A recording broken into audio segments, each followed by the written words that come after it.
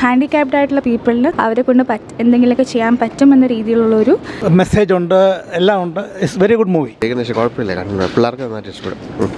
കൊള്ളാം, പിള്ളേർക്കൊക്കെ ഇഷ്ടപ്പെടും. കൊള്ളായിരുന്നു, സൂപ്പറായിരുന്നു.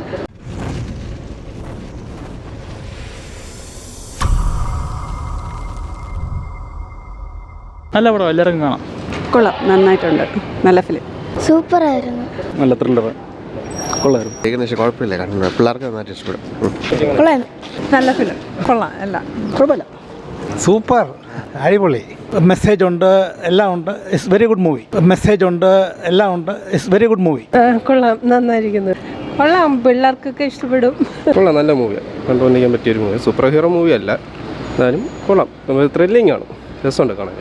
നല്ലൊരു പ്രകടനം തന്നെയാണ് പുള്ളി കാണിച്ചു വരുന്നത്. ഇല്ല, ഇത് ആ ജോണ്ട് വേറെയാണ്. ഇതിപ്പം നമുക്ക് സൂപ്പർ ഹീറോ ഒരു മോഡൊക്കെ തോന്നുമെങ്കിലും മൂവി സത്യം പറഞ്ഞ ഒരു ത്രില്ലിംഗ് മൂഡാണ് പടത്തിൻ്റെ.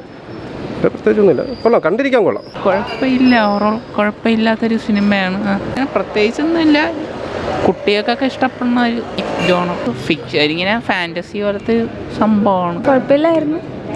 കുറച്ചും കൂടി സോഷ്യലി റെലവൻ്റ് ആയിട്ടുള്ളൊരു ഇഷ്യൂ എന്നൊന്നും പറയാൻ പറ്റത്തില്ല. ബട്ട് ആസ് ഓഫ് നൗ ഒരു ആഫ്റ്റർ എ ലോങ് ടൈം ഉണ്ണി മുകുന്ദൻ്റെ ഒരു പുതിയ സിനിമ എന്ന രീതിയിൽ നന്നായിട്ടുണ്ടായിരുന്നു. കുറച്ചും കൂടി എൻഗേജിങ് ആയിട്ടിരുന്ന് കാണാൻ പറ്റുമായിരുന്നു. അതെ, ഒരു സൂപ്പർ ഹീറോ കോണ്ടെക്സ്റ്റിൽ ഇറക്കിയൊരു മൂവിയാണ്. കൂടുതലും കുട്ടികൾക്ക് കുറച്ചും കൂടി നന്നായിട്ട് ഇഷ്ടപ്പെടുന്ന ഒരു കാറ്റഗറിയാണ്.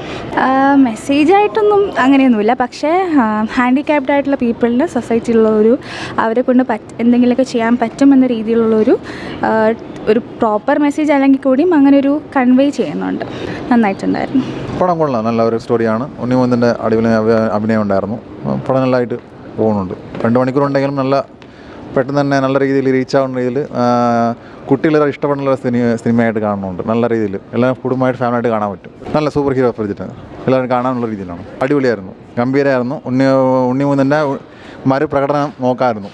നല്ലൊരു മൂവ് ഉണ്ടായിരുന്നു. മാളികപ്പുറത്തിന് അടുത്ത് റീച്ചാണെന്ന് പറയാം. നല്ലൊരു മൂവ് ഉണ്ടായിരുന്നു.